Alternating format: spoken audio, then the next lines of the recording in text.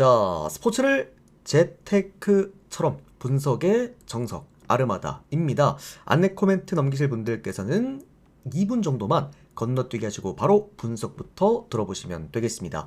저는 현재 숲TV에서 스포츠 분석 전문 베스트 스트리머로 3년 5개월간 공식 활동하고 있고요. 주력 종목은 NBA와 해외 축구 그리고 국내 경기들과 지금은 끝이 났지만 일본 야구와 메이저리그 그리고 다음 달 개막할 미국 축구까지 엔간한 전체 종목 전부 다 전문적으로 다뤄드리고 있습니다. 공식 방송 약 3년 5개월 진행하게 되면서 기록해드렸던 10연승 이상 기록 총 8번 화살표를 통해서 확인해 보시면 될 것 같고요. 스포츠 분석하는 사람들 치고는 그래도 최초의 기록을 갖고 있습니다. 10연승 이상 기록만 총 8번. 그리고 어제 말씀드렸다시피 제가 22년도 때 몰랐는데 10연승 이상 기록이 또 하나가 더 있더라고요. 그거 제가 한 번 더 검토해서 또 이제 추가를 하도록 하겠고, 그리고 3년 연속 10연승 이상 기록까지 또 기록을 했습니다. 올해에도 이제 10연승을 기록하게 된다면 이제 4년 연속, 그리고 22년도께 이제 정상적으로 적용이 된다면 이제 5년 연속 10연승 또 달성이다라고 말씀을 드리겠고요.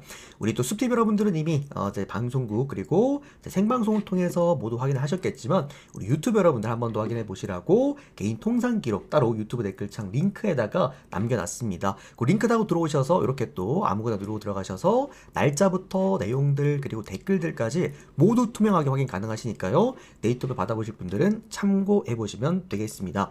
카카오톡으로 받아보실 분들은 유튜브 댓글창 오픈 카카오톡 링크로 들어오셔서 24시간 바로 문의 주시면 답변 드리겠고, 유튜브로 바로 보실 분들은 저와 포함되어 있는 멤버십 가입하시면 유튜브 커뮤니티에서 데이터표 바로 확인 가능하십니다. 또 추가적으로 이렇게 또 하루 패키지 또는 뭐 월 패키지, 주 패키지 받아보실 분들은 또 숲TV에서 별풍선 후원하시면은 일수에 맞게 데이터표 적지 않음으로 발송해드리고 있습니다. 참고하시면 되겠습니다. 자, 오늘 NBA 아침 방송 정말 오랜만에 또 시작을 하게 되겠는데, 오늘은 좀 9시 경기들이 좀 껴있기 때문에 조금은 빠르게 좀 진행 한번 해보도록 하겠고요. 어제 또 NBA는 또 주간에 이어서 바로 또 3폴까지 깔끔하게 가져왔습니다. 사실 어제 NBA는 쉬웠어요. 그래서 형들한테 막 엄청 이렇게 막 하진 않았습니다만, 그래도 최근에 좀 NBA가 어려운 와중에 꾸준하게 NBA 구간에서 좀 적중을 계속해서 이어가지고 있다라는 거 말씀을 드리겠고, 추가적으로 어제 또 이제 해외 축구는 무농사로 또 한 박스를 먹었죠. 사실 축 잡은 경기가 너무 잘 들어왔어. 셀틱 경기가 뭐 초반에 2골을 이미 넣고 시작했기 때문에 프랜승부터 오바까지 너무 푸근했지만, 뭐 어쨌든 이제 프라이부르크 얘네들이 한 골을 더 못 넣더라고요. 그게 좀 아쉬웠고, 뭐 어쨌든 이제 무농사 구간에서 또 한 박스 좀 잘 챙겨왔습니다. 오늘 따랑보다도 NBA가 제가 생각할 때는 괜찮을 것 같아요. 그래서 충분히 한번 이 구간에서도 오늘 바로 연승 한번 3폴 역전까지 노려보도록 하겠습니다. 자, 첫 번째 올랜도랑 샬럿 경기부터 한번 출발해 보도록 하겠습니다. 우리 특공 토자님 200개 감사드리고요. 형님 요거 좀 풀어주셔야 됩니다. 지금 이게 락 걸려있어, 형님 그 쪽지 락 걸려있어가지고요. 요거 쪽지 락 풀어주시면 제가 바로 발송을 해드리도록 하겠습니다. 자, 샬럿이랑 올랜도 경기 바로 보도록 하겠습니다.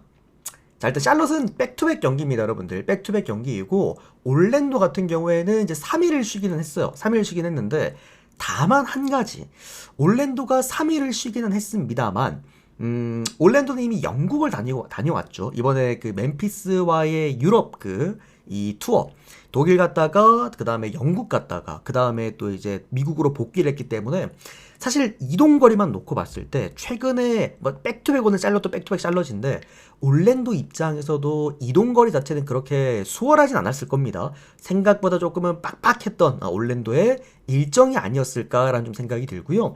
그리고 이제 올랜도라는 팀 자체가 최근에 유럽 유럽 투어를 가서 독일전에서 올랜도가 좀 눈에 띄는 좋은 성적을 보여줬던 가장 컸던 이유가 바로 프렌치 바그너의 복귀였잖아요. 그러면서 바그너 형제의 이제 독일 홈코트에서의 어떤 그런 이제 뭐 이벤트성 매치 이런 게 굉장히 눈에 띄었는데, 어쨌든 프렌치 바그너가 또 한 번 빠집니다. 그렇게 되면서 사실상 올랜도가 좀 이제 경쟁력을 잃은 그런 상황이다라고 보시면 좋을 것 같고요. 프렌치 바그너가 빠지면 생기는 특징 두 가지는, 첫 번째 공격 볼륨이 좀 떨어지긴 합니다. 아무래도 평등 뭐 20득점, 많게는 30득점까지 꽂아둔 선수가 빠지다 보니까 이 올랜도 자체의 그래도 득점 볼륨이 좀 떨어지고요. 다실바도 나쁜 선수는 아닌데, 이게 이제 프렌치 바그너가 들어오면 생기는 파생 효과라고 해서 앤서니 블랙이나 데스먼드 베인까지 같이 터져주는 그런 또 그림들이 있단 말이야. 근데 이제 그런 부분들도 사실은 오늘 좀 보기가 어렵고, 그렇게 되면서 또 프렌치 바그너의 두 번째 효과 바로 이 수비력입니다. 프렌치 바그너가 없을 때 올랜도가 생각보다 수비력이 많이 떨어져요. 그런 좀 아쉬움이 있다라고 알고 계시면 되겠습니다. 샬럿 같은 경우에는 이제 뭐 라멜로 볼 지금 퀘이션에 올라가 있긴 한데, 이게 잠깐만 한번 볼게요. 아마 못 나올 거예요, 라멜로 볼이. 아직까지 퀘스천인데 제 생각에 못 나올 거라고 생각을 합니다. 왜 그러냐면 최근에 라멜로 볼이 많이 안 좋았어요. 직전 경기 같은 경우에도 야투율 7%, 2득점을 했습니다. 그나마 다행인 거는 지금 이번 시즌 미쳐 날뛰고 있는 이제 크니펠이 뭐 직전 경기도 21득점, 상당히 또 나쁘지 않았다라고 보긴 합니다만, 조금은 아쉬운 건 역시 야투율이죠. 이게 왜 야투율이 떨어지냐? 라멜로 볼은 본인이 득점을 많이 하는 스타일의 선수가 아니라, 라멜로 볼 같은 경우에는 볼을 돌리는 유형입니다. 그러니까 2번 포지션에 있는 선수를 얼마나 잘 살려줄 수 있느냐, 이제 그게 핵심인 선수인데, 이제 그게 안 되고 있다 보니까 자연스럽게 크나펠까지 좀 부진하는 그런 흐름들이 좀 보여주고 있다라는 거. 결론적으로는 라멜로 볼이 빠진다라고 한다면 샬럿의 외곽은 죽을 것이고, 올랜도 또한 최근에 뭐 프렌치 바그너의 이탈로 인해서 전반적인 이제 밸런스가 좀 무너질 거라고 좀 생각이 들긴 합니다만, 그래도 홈코트잖아요, 그죠? 홈코트고, 그리고 올랜도의 강점이에요. 어쨌든 올랜도의 프론트 코트가 좋다라는 거는 항상 올랜도가 홈 경기에서 보여줬던 그런 부분들이었기 때문에, 오늘 이렇게 미니 라인업인 샬럿을 상대로 상당히 그래도 이런 리바운드적인 우위, 그리고 어떤 포스트에서의 우위가 명확하지 않을까. 자, 그러면 샬럿이 이길 수 있는 방법은 없냐? 있습니다. 샬럿도 역시나 야투의 팀인 만큼, 그리고 샬럿이 생각보다 이번 시즌 홈 경기에, 원정 경기에서 간혹 가다가 좀 빵빵 터질 때가 있어요. 야투가 좀 빵빵 터지면서 게임을 끌고 올 때가 있는데, 이제 그럴 때를 생각을 해보면은 샬럿이 오늘도 야투가 터져버리면 가능할 수 있다라고 생각을 합니다. 자, 다만 어쨌든 원정 백투백이잖아. 원정 백투백이라는 거는 기본적으로 그렇게 경쟁력이 있는 상황은 저는 아니라고 생각을 합니다. 그런 부분에서도 저는 이 경기는 좀 올랜도 쪽 보고 싶고요. 다만 핸디캡은 이거는 프랜싱을 좀 봐야 될 것 같아요. 그래서 프랜싱 쪽 한번 보도록 하겠고, 그 다음에 언더오바는 이거는 그래도 샬럿이 백투백 경기니까 언더를 보는 게 맞지 않을까. 저는 왜냐면 올랜도 승을 가장 먼저 봅니다. 그래서 올랜도 쪽 보면서 그 다음 샬럿 프랜싱과 그리고 언더까지 이렇게 모두 함께 보도록 하겠습니다.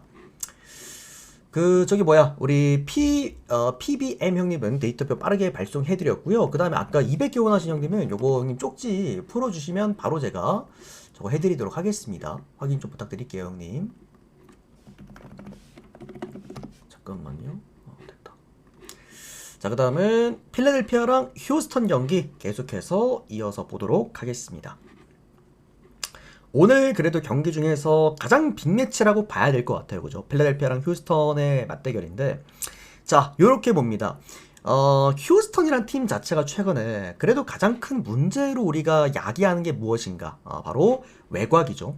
외곽에서 3점 볼륨이 지독하게도 나오지 않고 있는 그런 팀이 현재 휴스턴이다, 이렇게 좀 봐야 될 것 같고요. 그리고 이제 필라델피아 같은 경우에도 마찬가지입니다. 최근에 그래도 외곽이 좀 부진했다가 그래도 직전 경기 피닉스와의 홈 경기에서 켈리 우브레, 맥시 엑지컴 이 세 명이 무려 합작 70득점을 하기는 했습니다. 자, 그러나 아직까지 3점 성공률이 30%대에 머물러 있다는 것은 그렇게 긍정적으로 볼 수 없는 그런 부분이라고 볼 수가 있겠고요. 휴스턴 입장에서도 그래도 가장 뭔가 해볼 만한 이 포스트에서의 그 공격 리바운드 경쟁력, 필라델피아가 또 공격 리바운드 경쟁력이 굉장히 떨어진 팀이다 보니 홈 경기에서 그나마 좀 부딪혀 볼 수 있는 상황이라고 봅니다. 자, 그러다 보니까 제가 요거들 제 최근에 NBA 방송 꾸준하게 시청하셨던 분들은 제가 요거 하나만 꾸준하게 좀 말씀을 드리고 있어요. 바로 케빈 듀란트의 위치를 좀 보셔라. 그러니까 케빈 듀란트가 늘 보면 2번에 있을 때가 있어. 자, 그럴 때는 어떤 경우다? 휴스턴이 3점에 대한 경쟁력을 가져가야 될 날, 그때는 항상 휴스턴이 이제 케빈 듀란트를 2번에 놓고 쓰고요. 반대로 이제 그럴 필요가 없는 날에는 케빈 듀란트를 항상 이 3번에 놓고 쓰기도 합니다. 그런 차이가 조금 있기는 해요. 그래서 어쨌든 케빈 듀란트를 3번 놓고 쓴다라는 거는 이제 휴스턴 입장에서도 그렇게까지 필라델피아의 외곽이 신경 쓰이진 않는다, 이렇게 본다라는 겁니다.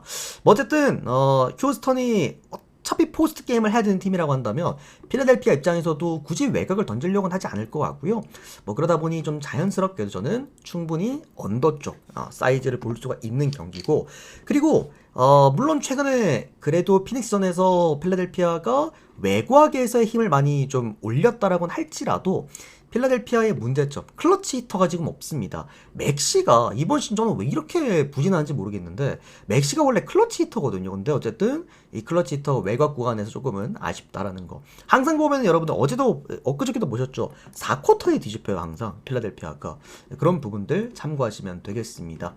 자, 어쨌든 전 요거는 휴스턴 승, 그리고 휴스턴 마헨 승, 그리고 언더 요렇게 보면서 넘어가도록 하겠습니다.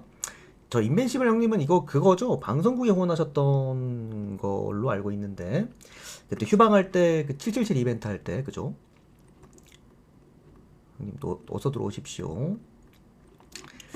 형님도 데이터 빠르게 말씀해드렸습니다. 잠깐만요.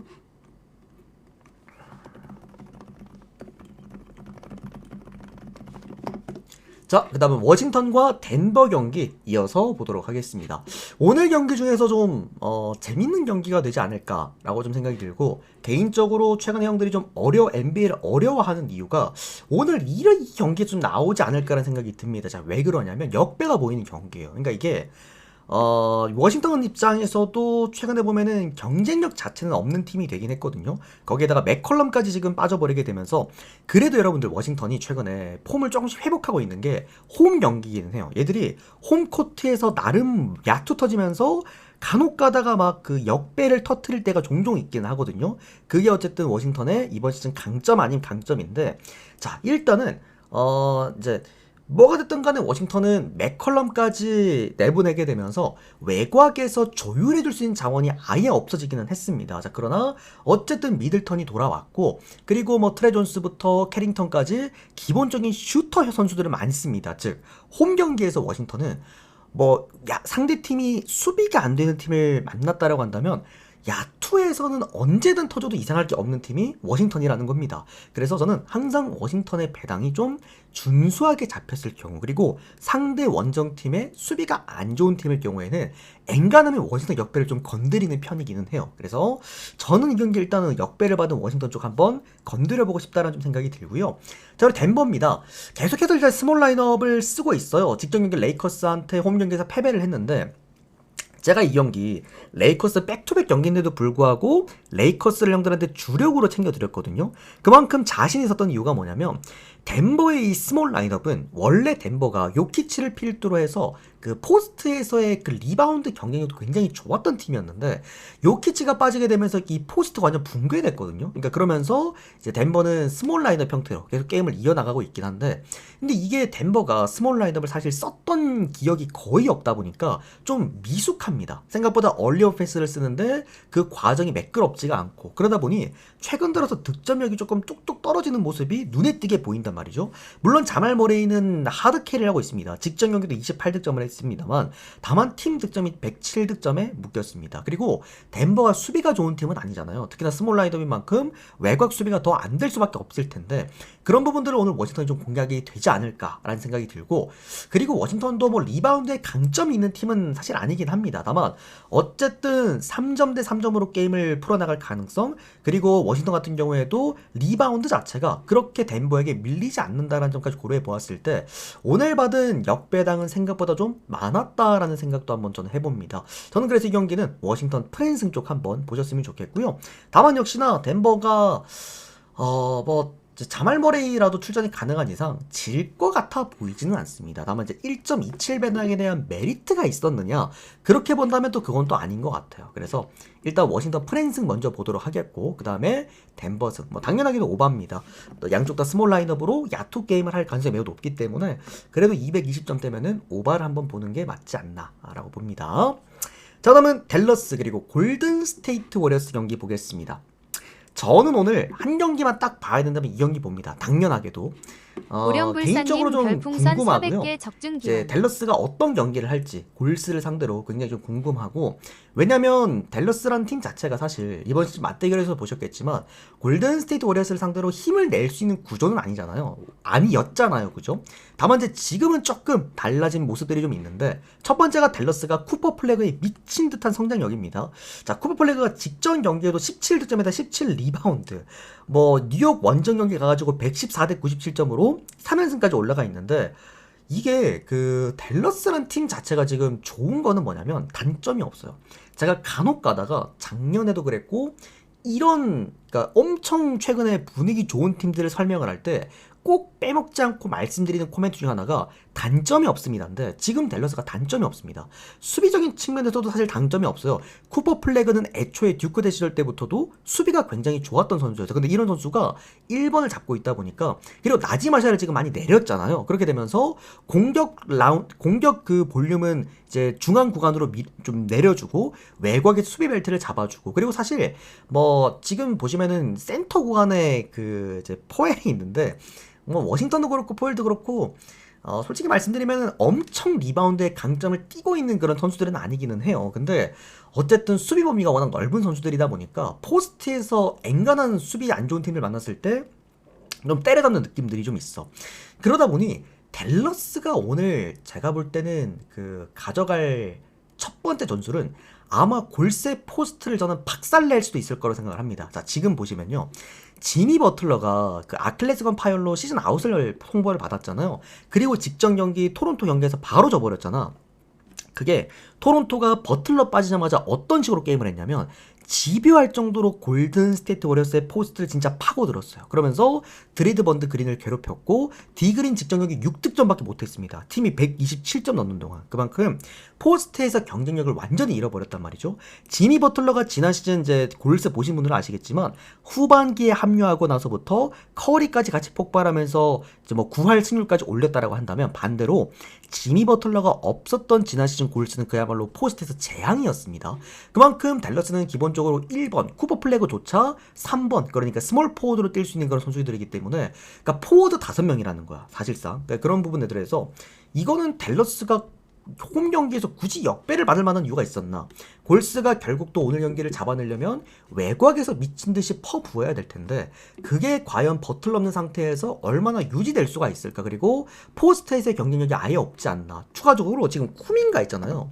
그러니까 제가 이거 쿠민가 진짜 짜증났던 게, 제가 골스 팬이거든요. 선거리고 꽤나 오래됐는데 정말 짜증났던 게, 그러니까 버리려면 빨리 버렸어야 됐어. 그러니까 얘가 지금 그 기간이 다 됐어요. 그래서 대놓고 이제 이적 통보를 요청을 했고, 이제 본인 몸값을 굉장히 높게 책정을 하고 있다라고 해요. 그러다 보니까 이제 진짜 애매한 거야. 이제 커 감독 입장에서는 이제 얄미우니까 안 쓰는 거죠. 얘를 쓰지도 않고, 쿠민가도 지금 팀에 대한 불만도 있고, 그 정도급 레벨도 아니고, 그러니까 그런 좀 팀의 어수선한 분위기들도 좀 한몫할 겁니다. 쿠민가가 오늘 많이 못 뛴다라는 거는 이런 포스트 게임에서 무조건 불리하다. 저는 댈러스 역배 봅니다. 그리고 댈러스 프랜승에다가 언더오바 오바 보도록 하겠습니다. 그러니까 진작에 버릴 거면 빨리 버려서 써야지. 저 괜히 데리고 있다가 저 쿠민가 저거 아유 짜증납니다.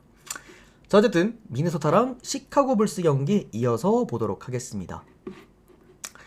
자, 결국 또 이 경기가 왔네요. 제가 미네소타 경기는 형들한테도 앞으로도 프리뷰를 안 해드리겠다라고 계속해서 말씀을 드려요. 근데 오늘 경기를 가지고 온 이유는 뭐냐면 진짜 너무 좋아 보입니다. 그러니까 미네가 형들 이거는 진짜 오늘도 마인승까지는 충분히 해야 되는 그런 경기다라고 좀 생각이 드는데요.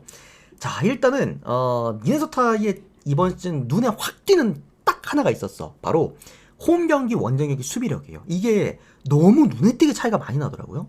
미네소타가 원정 경기에서 평균 실점이 120실점인데 홈 경기에서는 110실점도 안 됩니다. 109실점이에요. 그러니까 수비 기반 자체가 단단하다는 거야. 홈 경기에서부터는 그래도. 그리고 미네소타가 지금 3연패기는 해요. 그럼에도 불구하고 이 정도의 낮은 배당을 책정받은 이유가 뭐냐면, 지금 시카고 불스가 외곽 수비가 아예 안 되는 수준인데 미네소타가 그래도 홈 경기에서는 외곽을 풀어나가는 과정 자체가 괜찮고, 최근에 보면 미네소타가 그래도 외곽에서 밀려서 졌던 게임들이 많았어. 그러다 보니 다시 한번 이제 그 미네소타에다가 좀 똥배 아닌 똥배를 이제 쥐어준 것 같은데, 뭐 시카고 불스 원정 역배, 뭐 제가 최근에 뭐 NBA 방송을 4년 넘게 하면서 형들한테 그래도 좀 신임을 많이 받았던 그 우리의 공식 같은 그런 한 줄 요약이잖아요.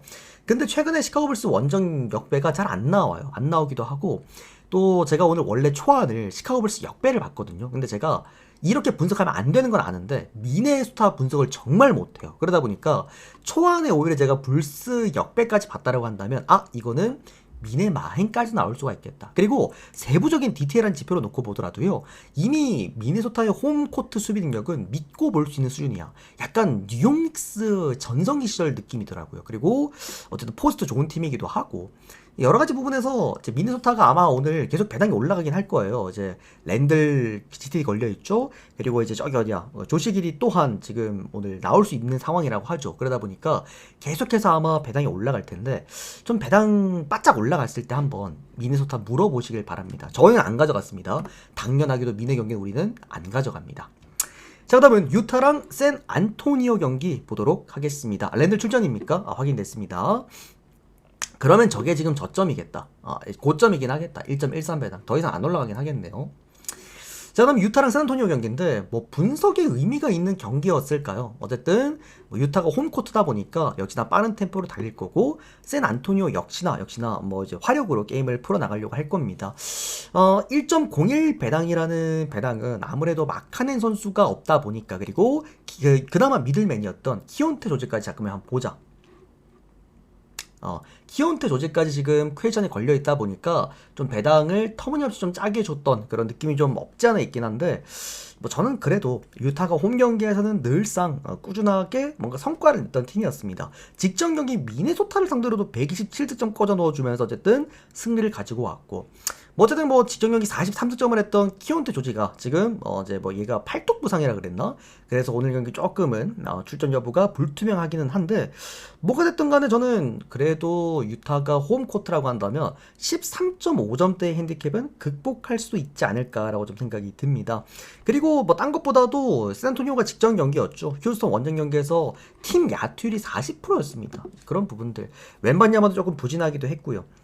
샌안토니오도 최근에 원정 뭐 일정도 굉장히 좀 빡빡하기도 해요. 심지어 그 휴스턴 그때 얘들이 그 어디야 저기 원정 갔을 때도 백투백 경기였죠. 그만큼 일정들도 지금 4-3, 그러니까 4일 동안 3일 경기를 또 하고 있다.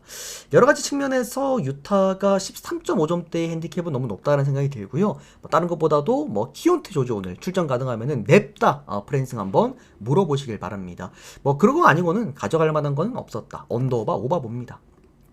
자, 그다음은 클리퍼스 그리고 레이커스 경기 한번 보도록 하겠습니다.